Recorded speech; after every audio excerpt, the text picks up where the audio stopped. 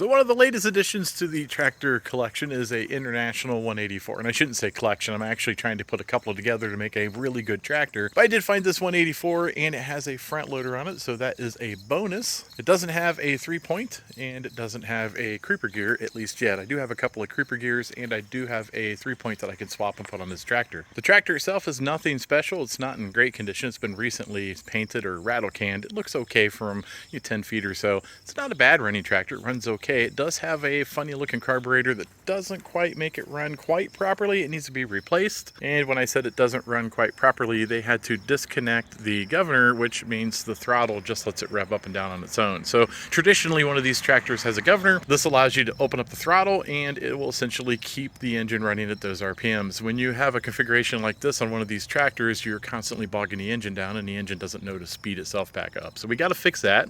And then something goofy is going on here. It looks like they replaced the radiator with another radiator. There's actually an electric fan in there too. They've left both fans in place. You can see the fan still on the end of the crank, but in front of that fan is another electric fan and it's just hooked up all the time. When the key switch is on, the fan is on.